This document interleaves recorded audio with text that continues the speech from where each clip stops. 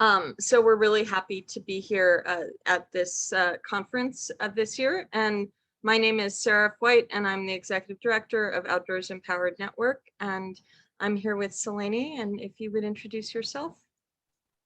Yes, my name is Selene Diaz, and I'm a marketing associate at Outdoors Empowered Network. Thank you. So before we get started, we want to do a land acknowledgement. And Outdoors Empowered Network has its base in San Francisco. So Outdoors Empowered Network acknowledges that it is located on the unceded ancestral homeland of the Ramaytush Ohlone peoples, who are the original inhabitants of the San Francisco Peninsula. We recognize that as the original stewards of this land, the Ramaytush Ohlone understood the interconnectedness of all things and maintained harmony with nature for millennia. And we honor the Ramaytush Ohlone peoples for their enduring commitment to Mother Earth. So before we get into the details of this presentation, we want to just give you a little bit of a sense of what OEN is. Outdoors Empowered Network is really a membership group of gear library and training programs around the country. We have 14 members currently and are talking with other groups that are building gear libraries in their communities right now.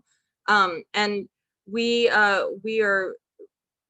center youth and community to build up the resources that make getting outdoors easier. And together across the country, we work regularly to increase our collective impact.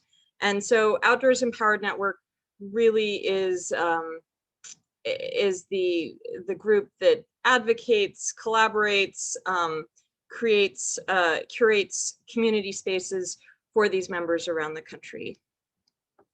And before we get in any deeper, as we talk about the programs, it's really important for us that we share what our DEI framework is, because even when when I'm talking about outdoor gear, I may not use the word diversity all the time, but we're always looking at our programming through this particular framework.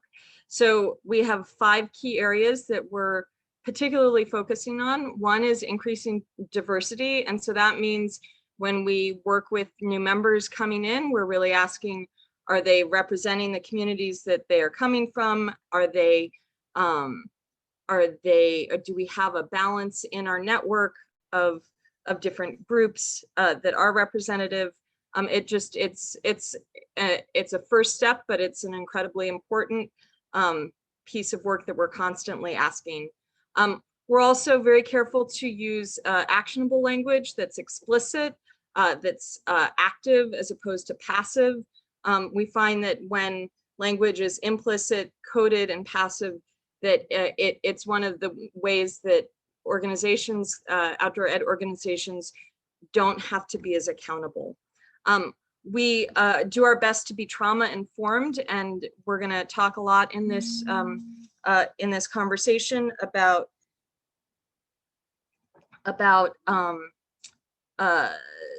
generational trauma and current trauma, and just some of the ways that the outdoor recreation and outdoor education need to really address these areas. Culture change, it's really important for us that we're always talking about moving towards a power with model, working with communities. Even though I'm representing communities around the country, we try and not be hierarchical and move away from hierarchy in our own donation solicitation and everything else like that. And then as we do these things, we recognize that we have a responsibility to demonstrate the work that we're doing, even when we're in process with that work. So to give you a sense again of our membership, we do have members across the country, and our programs give access for tens of thousands of youth to get outside each year, with maybe an exception for last year being COVID. And we work with all of our members, work with community-based youth organizations, from classrooms and schools to after school programs to families, and we really focus on, you know, the transformative experience that the outdoors can be. And you can see we have members from Washington State to Houston to Massachusetts, and we're growing. So that part is exciting for us. Our programs at their base have three key basic sort of tiers. The first is gear. Our members all have gear libraries, and we see that the cost of gear is just a primary barrier that across the board can keep folks from getting outside and keep kids from getting outside. While much of the camping gear can last a very long time, the upfront costs of building out a, you know, even your own personal kit for camping can be quite expensive. So gear libraries allow for classrooms to take whole classes out, even if they don't have, even if none of the young people have access to gear themselves. It's also really important to involve training so that we're not just, that we're actually empowering the youth-facing mentors and leaders, whether they're teachers or family members, to have the skills, the campcraft that allows people to be safe outside. And a lot of this can get passed down informally, but we do provide skills-based trainings.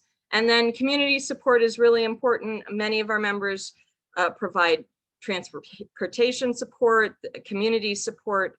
And this has been the basic model for OEN since it founded in 2013, and has been the model for other gear library organizations that have been working on their own for decades.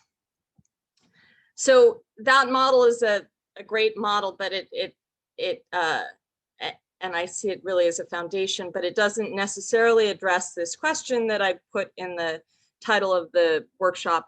How does the gear library model create and support an inclusive culture in outdoor recreation? And I really believe that the gear library model can transform the way that we do outdoor recreation in this country. So I'm going to take you through how this transformation can happen, and start with, you know, we're going to create a tree basically. And of course, you can't have, a gear library can't make a difference if you don't have a couple key pieces already in the environment around us.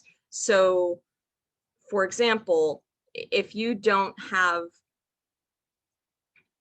public open spaces and parks, you can't really take young people camping no matter how much gear you have. And so there's a lot of organizations in the larger field that are doing really amazing work, and we really appreciate that. We know that the advocacy work that they're doing, the allyship work, the history work, all of that that's happening is building the foundation for us to have our gear library programs. So the way that I'm envisioning this model is that it's a tree, and we start with gear, and gear gives a certain amount of access. Like I said, it takes away one of the it takes away the economic barrier that's right at the outset. It's super important. Kids are not going to be happy if they're wet, if they're cold, if they're hungry, because the gear isn't accessible. And so these are just some pictures of what some of our libraries can do. Again, it makes a difference for our ability to access outdoor spaces. And then the training on the very basic skills level, you know, everything from map reading to how do you set up a tent to how do you know which plants are hazardous. With our model, that's what's important about our model, is that because it's bringing the training into the communities that are actually working with kids, again, whether it's teachers or family members, we're actually centering the community leadership that's already there, as opposed to taking kids out of the community of comfort for them. And we're providing everybody with skill building. And this is great, and it's a very effective model, gets many kids outside, but doesn't, we are seeing there's still a lot more work to do to create the full canopy of support that we need for inclusive outdoor experiences. And so one of the things that we're really working on integrating into our trainings is conversations about safety and conversations about cultural inclusion. And we really feel like this is what's creating the larger canopy framework that that is going to make your libraries really transform the outdoor recreation space into a much more inclusive experience. So we're going to now talk a little bit about safety in the outdoors. And so we're going to start. The first thing that we pay a lot of attention to is working with generational trauma. And, you know, before I move into it too deeply, I just want to say, you know, like many of the groups that have been presenting, we're going to be discussing topics that are challenging, that you may or may not have encountered before. And I also want to acknowledge that we are where we are in this conversation. And so if you have done more work, we appreciate feedback. And then the third piece is that, you know, I come from the lens that I come from, my colleague Selene comes from where she comes from, and we don't have personal experiences with every way that these safety issues have encountered, but we are representing a membership that's across the country where these concerns are showing up. So with generational trauma,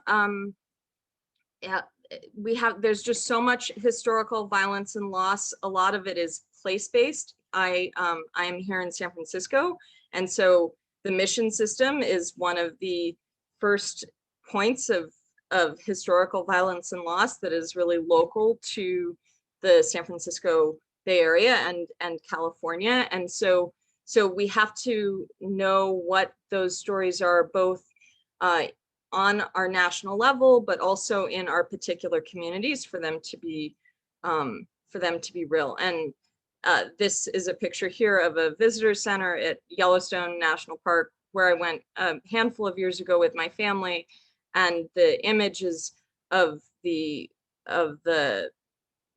slaughter of the buffalo, which was presented in a passive voice, even though it was an active war crime against the Plains tribes who were engaged in a war of survival there.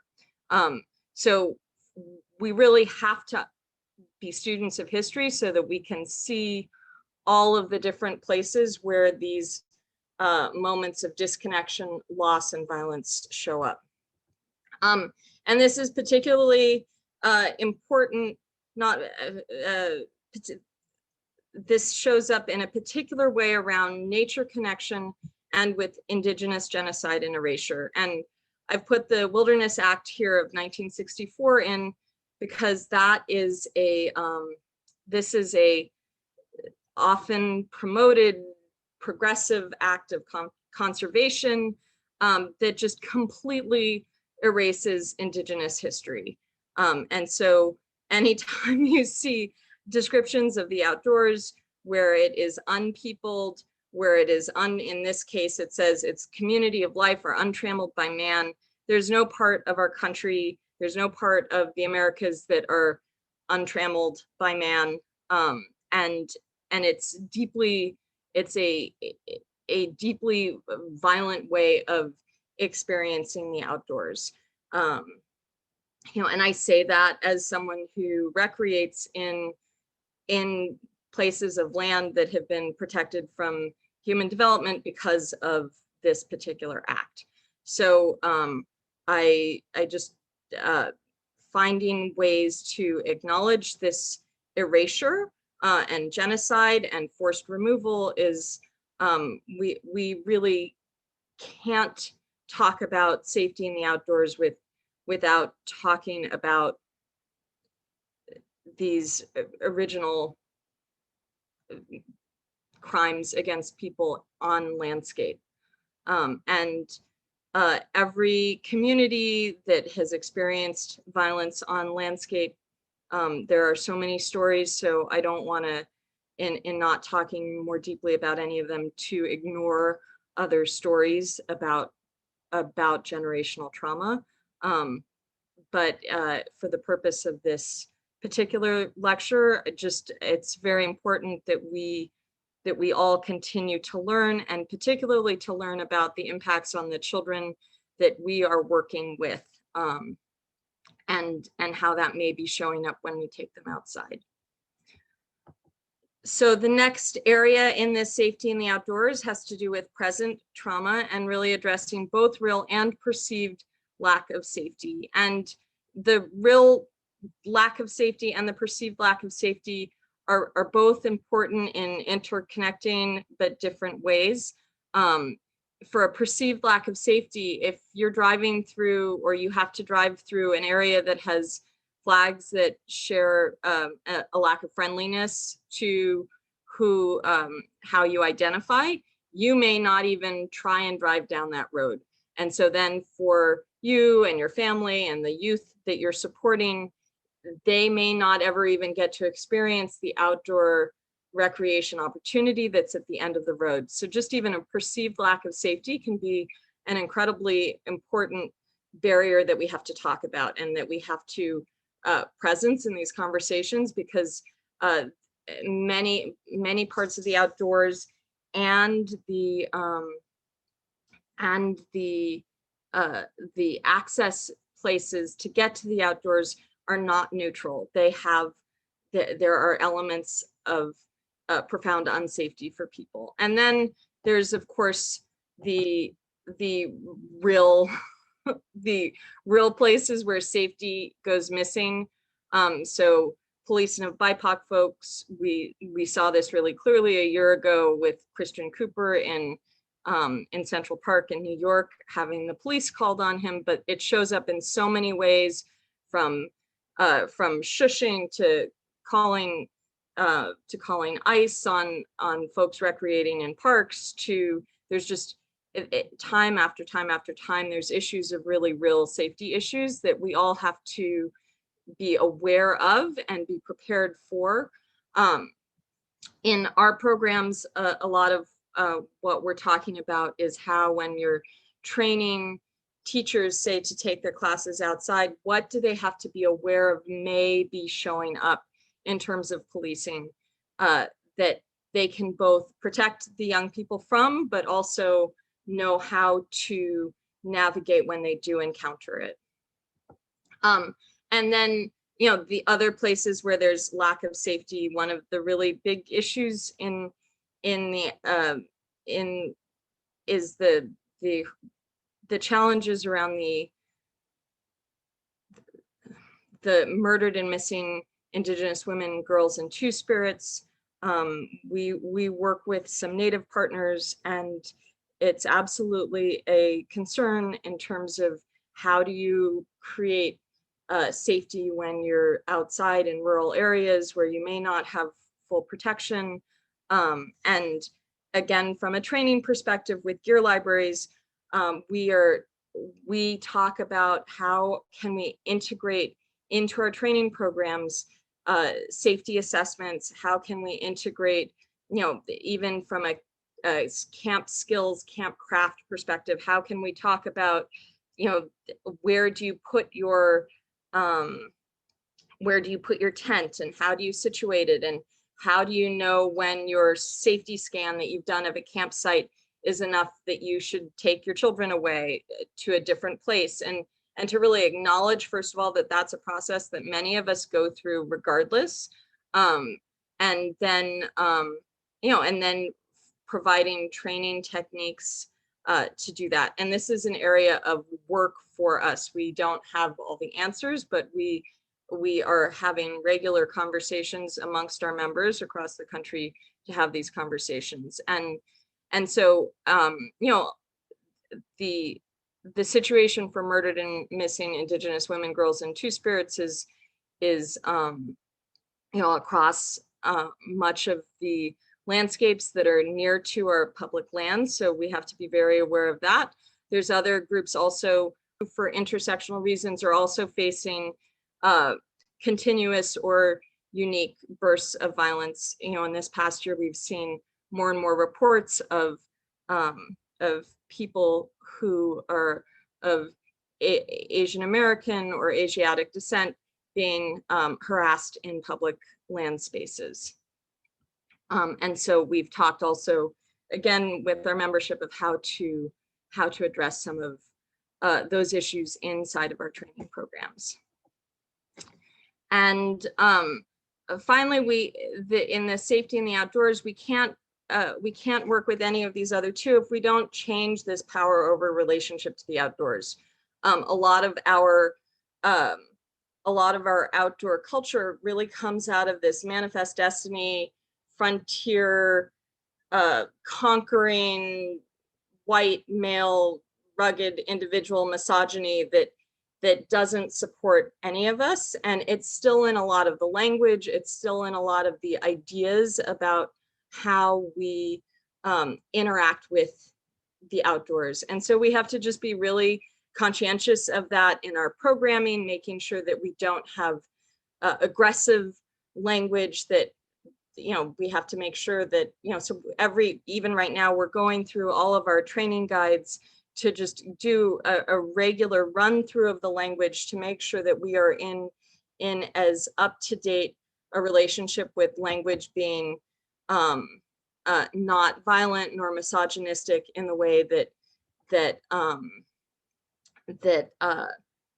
lot of outdoor recreation culture is founded in. So every time we go through our training materials, we're asking how do we change the trauma-inducing language that is endemic in outdoor recreation, including indigenous erasure, misogynistic violence, and policing language.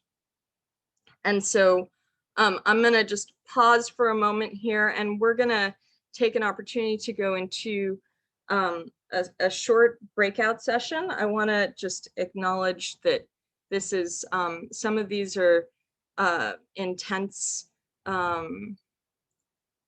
pieces of information that we all have to really work with. And I don't know anyone who's completely has these figured out. It really is a process rather than a goal. And so Selene, my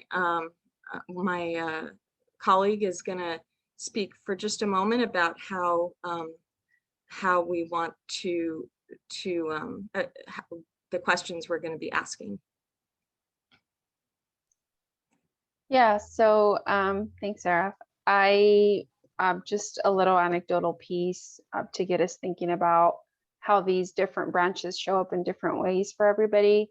I personally experienced a perceived lack of safety as a survivor of assault. There are certain trails that I've avoided because of fear that I'm going to be stuck really deep in this trail and who could hear me. So with that said, everybody has, these branches show up in different ways for a lot of people. And for me, that's something that I've personally experienced. And I think that it's important for us to recognize and really acknowledge that there's a lot of trauma-informed practices that we can implement in our trainings and when leading trips, where we don't have to feel like we need to avoid certain places because we're afraid that something might happen. Yeah. Thanks, Selene. The other branch of the tree in this model for increasing inclusion and access through outdoor gear libraries is creating an inclusive culture. And this is a photo of one of our members in Texas from a camping trip they did about a month ago. And I just invite you to take a look at it, because for me, I would love to be there right now. Just between the food, you can almost smell it, and the sense of community and the aliveness and the abundance of people and smiles in this picture. I think really it's one of those a picture speaks a thousand words. story here. And how we've been working with this question of creating an inclusive culture inside of our membership, aside from that our members are actively having events like this, is we're thinking about it in two primary ways. So the first is about creating culturally relevant activities. So often outdoor recreation, we end up thinking of really sort of physical activities and sort of intense, sort of pushing your limits activities, whether it's climbing or backpacking or even camping can be that for different people depending. And when for a lot of us, our first experiences outside are actually, with, at community picnics or, in church group camping trips or other types of cultural, cultural milestones. This particular group in Texas, they host quinceañeras outside, or at least pre and post parties for a quinceañera. So finding activities that are meaningful for the cultures that are in the community that we are working with. With some of our Native partners, that means plant collection and really learning about the traditional ways of using those plants, among other examples. So when we have new gear libraries coming in, or even when we're talking with established gear libraries, we're always asking, are you doing your outreach through activities that are meeting the community where they need to be met, rather than from a template of what outdoor recreation looks like, that so often feels like a very white and often very male space. So again, just something to think about. We're always thinking about how to expand our offerings that way. And then the second piece is shared culture. So the first piece is language, and we have a lot of work to do. I will be happy at some point when we have translations for everything and all the different languages that our communities are coming from.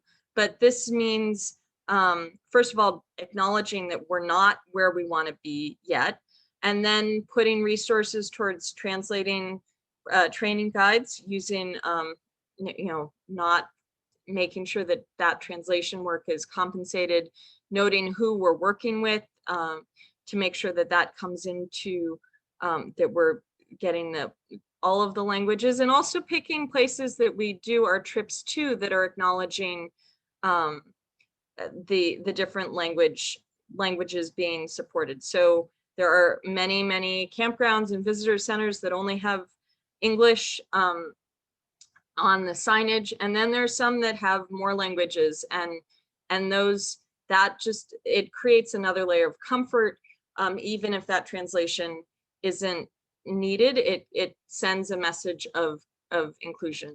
And so that's really important on just a very basic linguistic level. Here in California, we have so many languages, but those languages so often don't extend into the outdoors. And just as a small example, I am looking, if anybody has anything like this, I am looking for pocket guides for local groups for birding and tree identification that are even just in Spanish, and I have not been able to find anything. So there's a lot of work to be done here. And then with language, also making sure that we're not only not participating in the violent language that can be part of outdoor recreation, but that we're actively working to have the language be inclusive of the different groups that we are working with. And so this is, again, sort of the positive side of that continuous language evaluation. And then the second part is food. And food is just such an important piece of our own cultural experiences, whatever cultural experience you come from. And so often those cultural experiences don't make it with us into the outdoors. And and so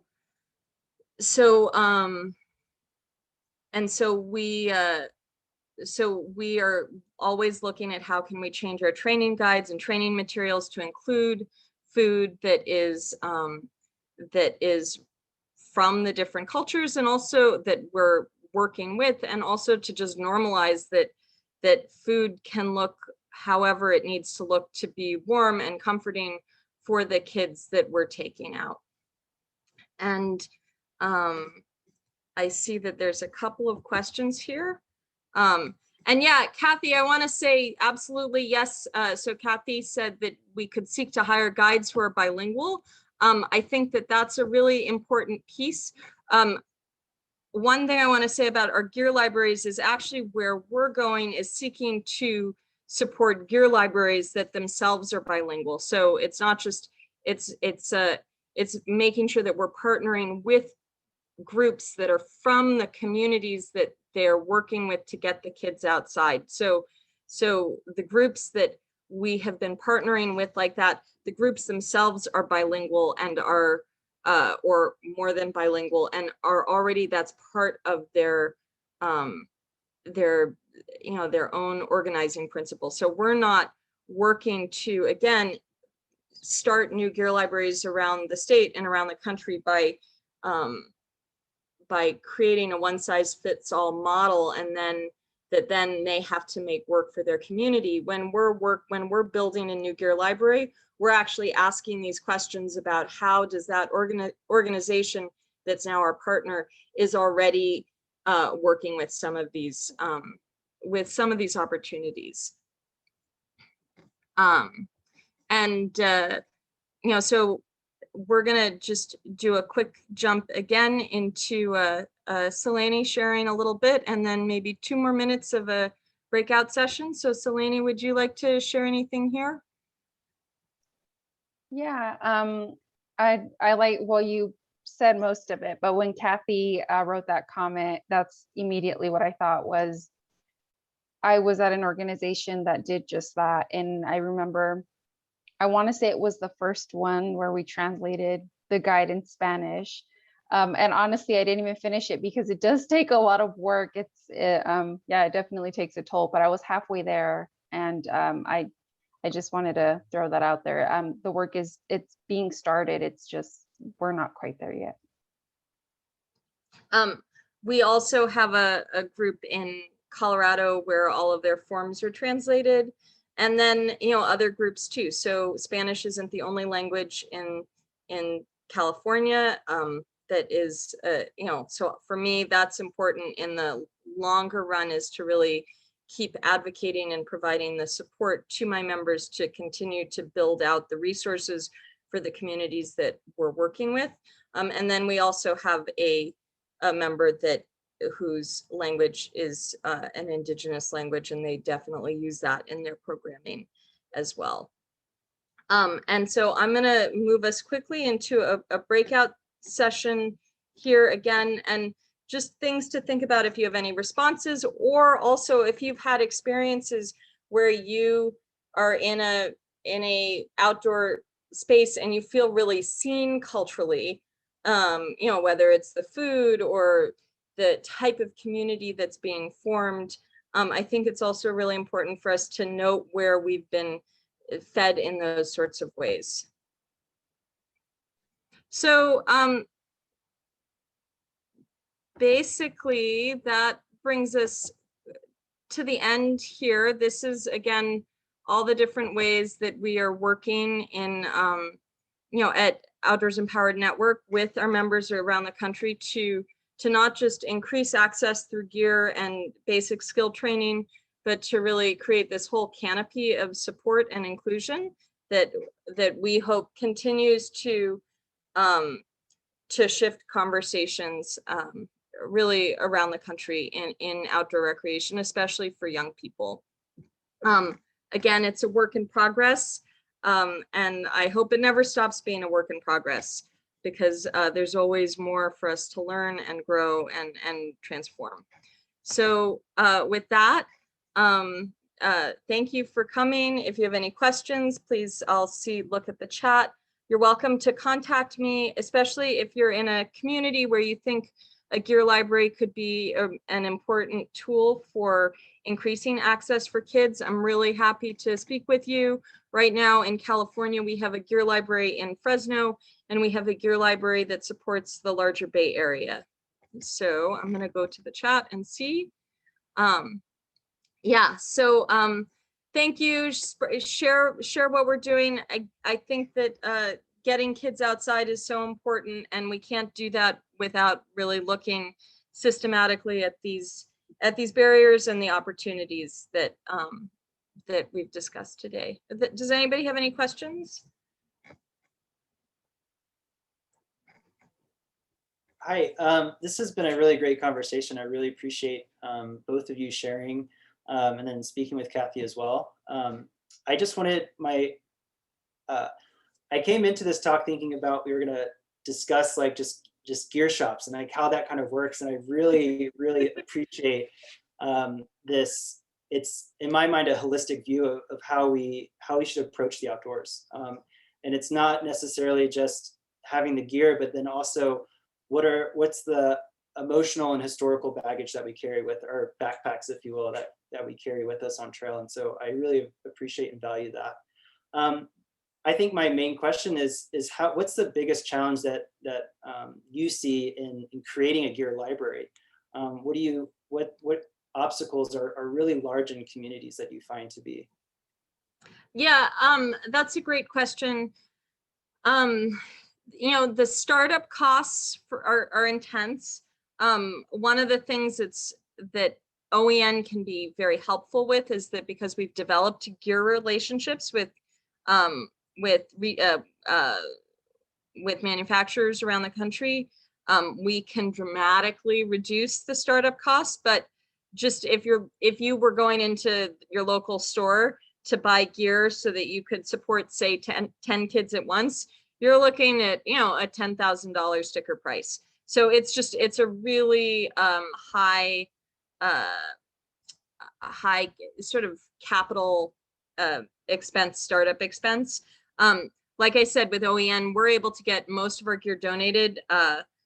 We actually, I didn't say this earlier, but we generally get $80,000 worth of gear donated each year, which is pretty significant. And it supports both startup groups and existing groups. I think that the other even bigger challenge for communities who want to have this started is that we can't just only rely on volunteers.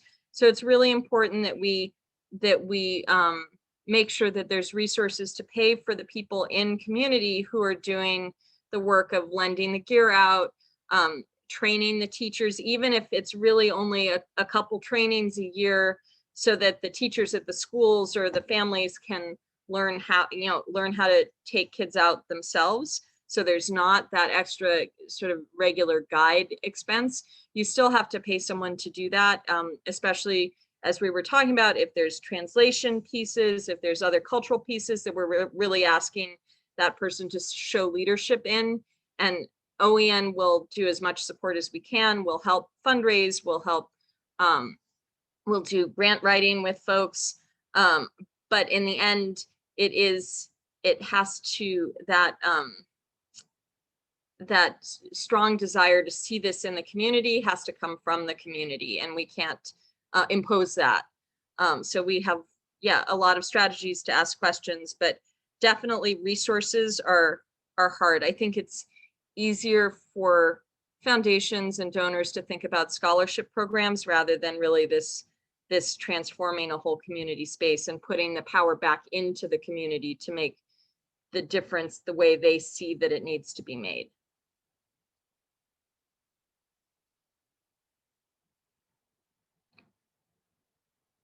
And Selene, I don't know if you have anything to add to that. You covered it all.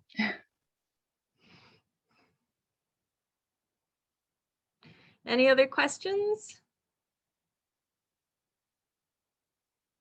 Great. Well, I really appreciate your time on a Saturday afternoon. And this is you know, I hope that we're really seeding a whole movement. My goal is that there's gear libraries everywhere, so that the gear and the skills training and all of the rest of the canopy that comes with that is something that every kid has access to, so that we can really see the safe and transformational effect of the outdoors on our youth for generations to come. So thanks for listening.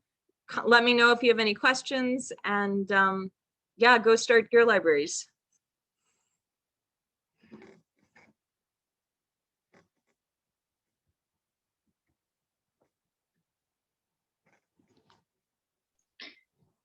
Was that okay? Yes, except when my laptop shut down. I thought it was Hold on, full let me just battery. stop recording. Oh.